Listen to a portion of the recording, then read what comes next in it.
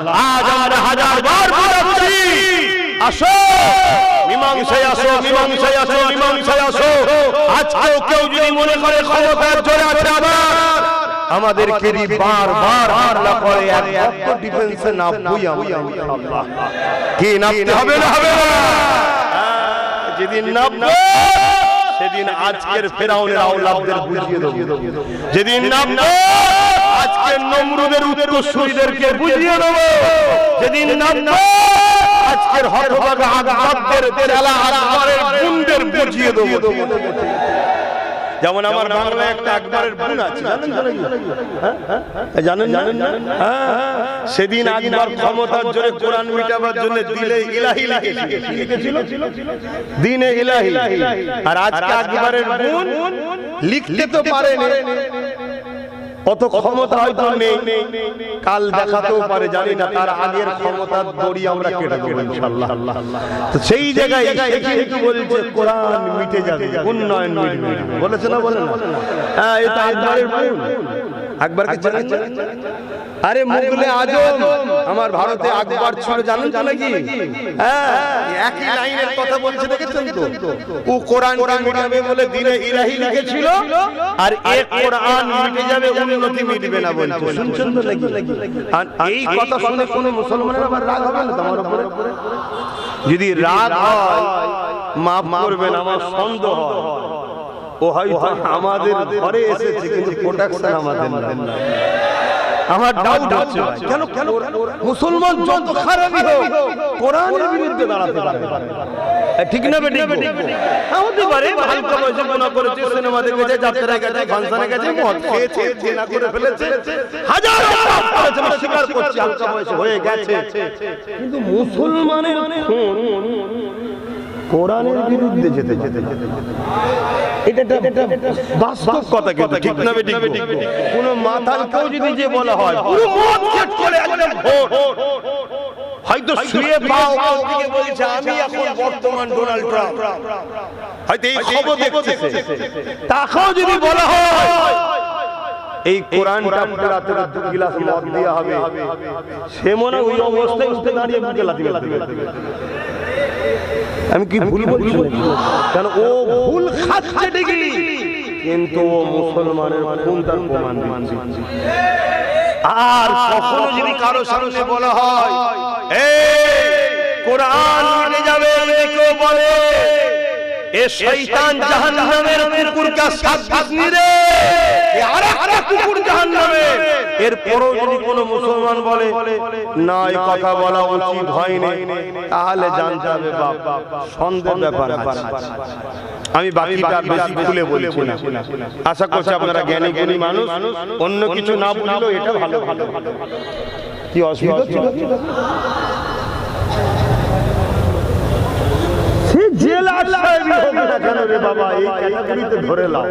আল্লাহর কোরআন বলছে যে আমার হাবিবের বিরোধী হবে, যে আমার হাবিবের বিদ্বেষী হবে, তার সম্বন্ধে কোরআন সূরা কালামে বলে দিয়েছে নুতফায়ে হারাম।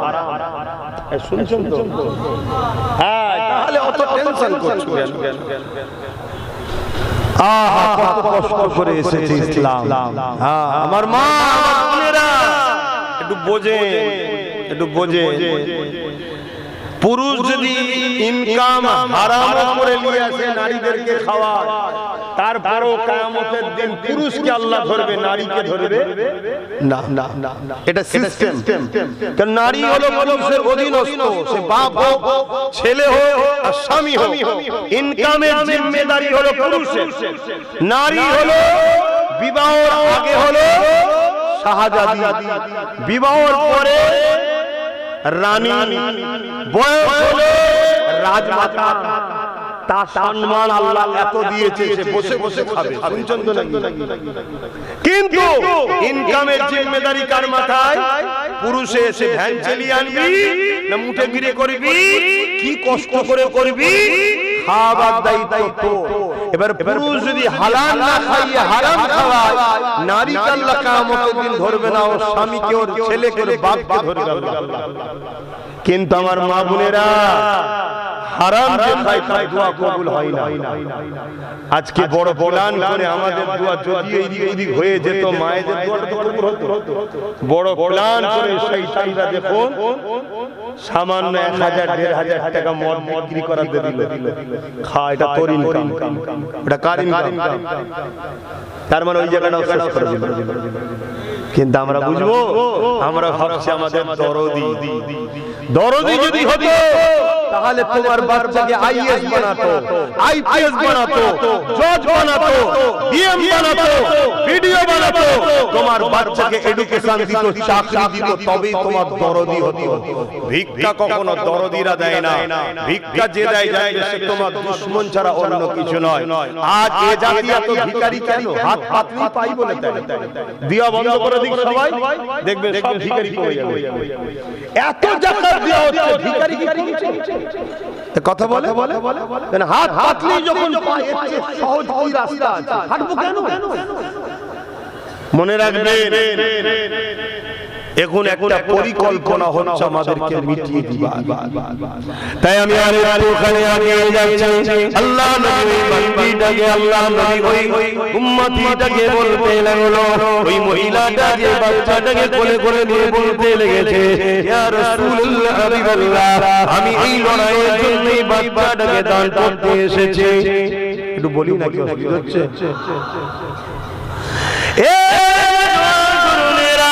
আল্লাহ নবী যখন বললেন, মা, এই লড়াইয়ের ময়দানে এই বাচ্চাটাকে নিয়ে আমি কি করব মা?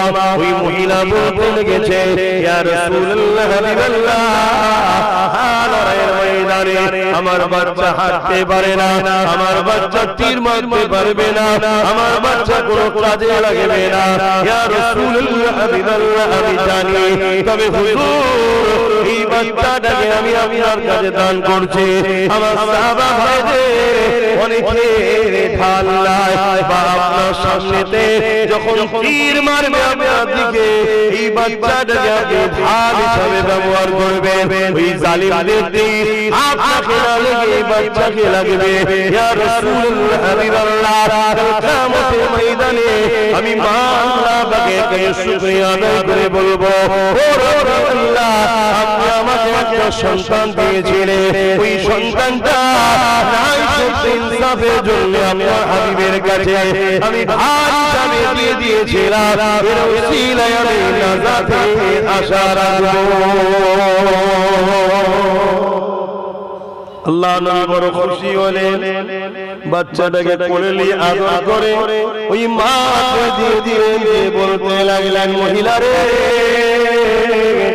এই বাচ্চাটাকে লালন পালন করে বড় করো, আমি রাসূলুল্লাহ দোয়া করি এই বাচ্চা একদিন ইসলামের মুজাহিদ হবে। মা মায়ের প্রেম দেখিয়েছে, রাসূল রাহমাতাল লিল আলামিনের বৈশিষ্ট্য দেখিয়েছে। আর আজকে আমাদের মায়েরা কি করছে বলো? কেন সহজে আমরা ইসলাম সহজ আমাদের খেয়ালি আজকে চারিদিক দিয়ে ঝাঁপিয়ে পড়ে ইসলামের উপরে আঘাত করা হচ্ছে।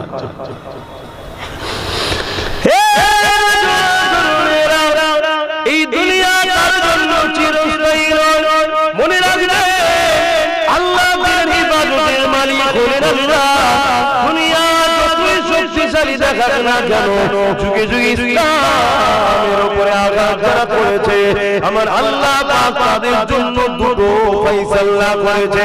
হয় তার নাম নিশানাকে মিটিয়ে দিয়েছে নমরুদের মতো, ফিরাউনের মতো, সাদ্দাদের মতো, আবু জেহেল সাহেবের মতো, ইজিদের মতো, হিটলারের মতো, চিঙ্গিস খানের মতো, এমন করে পুরুষের মতো আল্লাহ তাদেরকে মিটিয়ে দিয়েছে। বাবার দেশে হতভাগা আকবরের মতো মিটিয়ে দিয়েছে।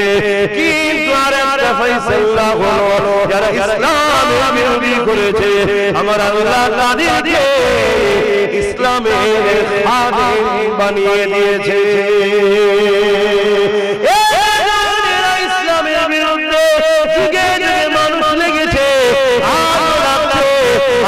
ইসলামের হেফাজতের দায়িত্ব নিজে নিয়েছে। কিন্তু মনে রাখবেন আমাদের একটা তো কর্তব্য দায়িত্ব রয়েছে। এই দায়িত্ব যদি পালন না করতে পারি আল্লাহ পাকের কাছে জবাবদিহি হতে হবে। যেমন ইসলামের বিরোধী করেছিল হযরত ফারুক আযম, তখন হযরতও ছিল না, ফারুকও ছিল না, আযমও ছিল না, শুধু নাম ছিল উমর, খাত্তাবের বেটা উমর। কিন্তু আমি এইভাবে বলতে পারবো না, আল্লাহ তাকে বিশাল সম্মাননা করেছে। হযরত ওমর ফারুক হিসেবে বলবো, তিনি একদিন আবু জেহেলকে ডাকলো, ডেকে বলতে লেগেছে, ওমর রে, আজ মুহাম্মদ সাল্লাল্লাহু আলাইহি ওয়াসাল্লামের দিকে মানুষ দলে দলে দলে দলে বাড়তে লেগেছে। আজ মুহাম্মদ রাসূলুল্লাহর দিকে 39 জন ইমানের কলেমা পড়ে মুহাম্মদ রাসূলের দিকে চলে গেছে, তার দলের দিকে মানুষ যেতে লেগেছে। আমাদের ভয় হচ্ছে মুহাম্মদ রুকা না যায়, আমাদের সাম্রাজ্য মিটে যাবে। আমরা যে মানুষের মধ্যে ত্রাস তৈরি করেছি, আমরা যে মানুষের মধ্যে আতঙ্ক তৈরি করেছি, আমরা যে মানুষের মধ্যে রাজত্ব কায়েম করেছি, এটা মিটে যেতে পারে মুহাম্মদ রাসূলকে যদি রুকা না যায়। আমি আবু জেহেল মনে করি এই কাজ তুমি ছাড়া অন্য কেউ পারবে না। কেন আল্লাহ ওমর ফারুককে এত ক্ষমতা দিয়েছিলেন। 25 বছর যখন বয়স ছিল, ওনার মোকাবেলায় দাঁড়াবার মতো কারো কোনো ক্ষমতা ছিল না। আবু জেহেল ওমর ফারুককে বোঝাতে লাগলো। এই সময় ওমর ফারুককে আবু জেহেল বলতে লাগলো, 200 লাখ দিয়ে ঘোড়া দেওয়া হবে, ইত্যাদি ইত্যাদি অনেক ধন দৌলত দেওয়া হবে। এই দিয়া দিবি কাজটা আজকে নতুন নয়, যেমন আজকে চলছে। কাউকে বলছে গাড়ি দেওয়া হবে, আলো দেওয়া হবে, গাড়ি বাড়ি দেওয়া হবে, চলছে তো নাকি? সেই দিনও চলতো, এটা নতুন নয়, যুগে যুগে চলে আসে। আর এটাই তো ঈমান পরীক্ষা। কেউ বিক্রি হচ্ছে আর কেউ জানকে বাজি লাগিয়ে লড়ে যাচ্ছে, এইটাই হচ্ছে ব্যাপার। কাউকে মন্ত্রীর অফার দেওয়া হচ্ছে, 150 কোটি টাকার অফার দেওয়া হচ্ছে, সে বলছে না আমি গাদ্দারের খাতে নাম লিখাতে পারবো না, আর আমার আল্লাহর কাছে মুখ দেখাতে। এটা ঈমান। আবার কে বিক্রি হয়ে গেছে, কি করে? আবু জেহেল অনেক কিছু দিবে বলে ওমর ফারুক রাজি হয়ে গেল। ঘোড়ার পিঠে উঠে তরোয়ারকে উলঙ্গ বার বার করলো, মিয়াম থেকে তরোয়ারকে বার করে রওনা দিয়ে যাচ্ছে। রাস্তাতে সঙ্গে দেখা, তিনি বলতে লেগেছে, ওমর এত দ্রুত কোথায় লেগেছো? ওমর ফারুক বলতে লেগেছে, আমি আল্লাহর বেটা মুহাম্মদ সাল্লাল্লাহু আলাইহি ওয়াসাল্লাম আল্লাহকে জুদা করতে যাচ্ছে। কেন যাচ্ছ, কি করেছে? তিনি তো কাউকে কখনো আঘাত দেয় না, কারো সম্পদ মেনে নেয় না, কারো সঙ্গে ঝগড়া করে না, কারো সঙ্গে মিথ্যাচার করে না, কারো ক্ষতি চায় না, বরং তিনি শান্তির কথা বলে, মানবতার কথা বলে, ইনসাফের কথা বলে, ইনসানিয়াতের কথা বলে, প্রেমের কথা বলে, নারীদের অধিকারের কথা বলে, খোদার তুমি খানা খাওয়াতে বলে, বস্ত্রহীনকে বস্ত্র দিতে বলে, প্রেমের কথা বলে, মানব বন্ধনের কথা বলে, ঐক্যের কথা বলে। হে ওমর, কেন তাকে মারতে যাচ্ছ? ওমর বলছো তো কথা বলে না। আজকে যাবো আমি শুনছি নাকি 39 জন তার হাতে হাত হয়েছে, 40 আর হতে দেব না। কালকে সূর্য উঠবে, মুহাম্মদ রাসূল আর উঠবে না। হায় হায় হায় হায় কি কথা! ওই সময় ওই কোত্তারি মানুষ বলতে লেগেছে, হে উমর, মুহাম্মদ রাসূলের কাছে যাওয়ার আগে তুমি তোমার বোন বুনাইয়ের কাছে আগে যাও। কেন যাব? তোমার বোন বুনাই ঈমানের কালেমা পড়ে মুহাম্মাদের দলে চলে গেছে। আরো বলুন সুবহান। তো অনেক বড় কথা, ওইদিকে আমি যাচ্ছি না। তোমার ফারুক হুজুর কি বলছে? 39 থেকে 40 দেব না। এদিকে আমার আল্লাহ বাবার ফেরেশতা রে, উমারকে রুকুনি, উমারকে যেতে দাও। উমার বলেছে 39 থেকে 40 হলে দেবে না, আর আমি আল্লাহ উমারকে 40 নম্বর মুসলমান বানাবো।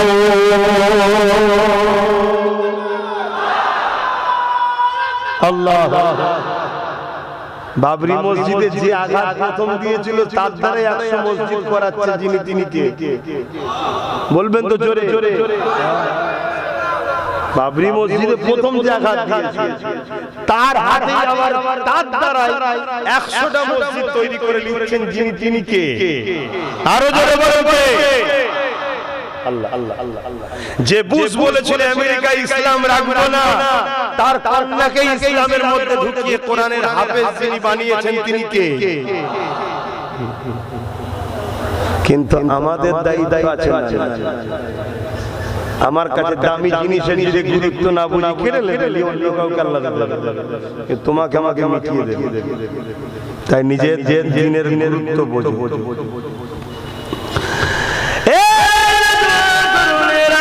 হযরত ওমর ফারুক রাদিয়াল্লাহু তাআলা এমন সময় তিনি রওনা দিয়ে দিলেন। ওমর হুজুর যাওয়ার পরে আমার রাসূলুল্লাহ ঘরের মধ্যে রয়েছে, এই ঘরে দরজা খোলা ছিল। ঘরের মধ্যে 39 সাহাবা নিয়ে আল্লাহ নবী দিনের মেসেজ শোনাচ্ছে, দিনের কথা শেখাতে লেগেছে। ওমর দরজার খোলা দিয়েছে, ভেতর থেকে এক সাহাবী আওয়াজ বলছে, কে? বাইরে থেকে উমার আওয়াজ দিচ্ছে, খাত্তাবের বেটা উমার এসেছি, দরজা খোলো।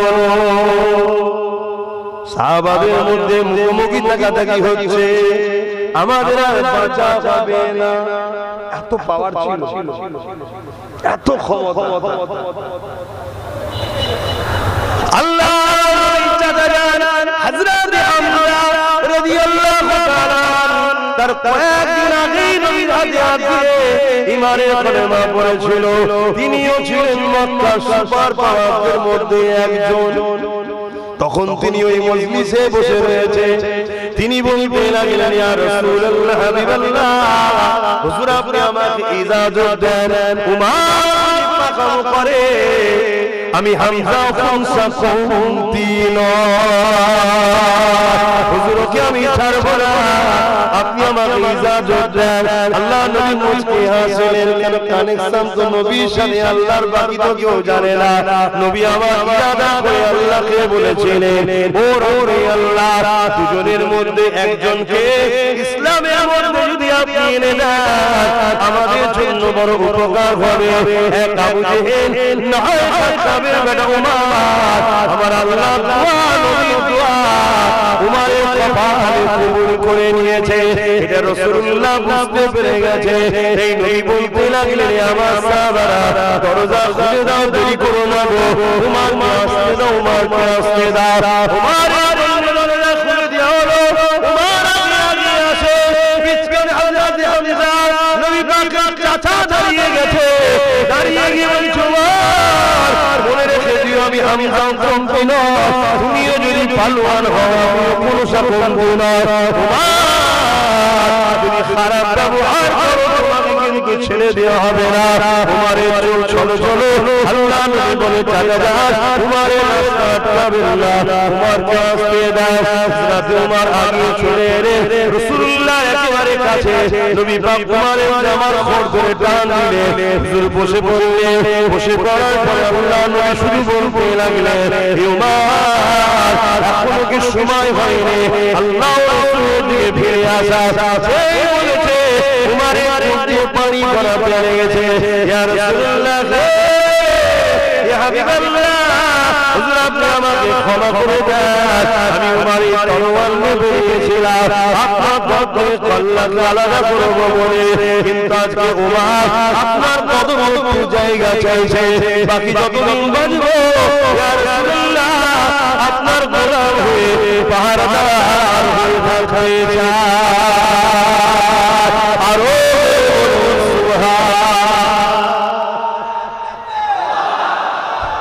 আল্লাহ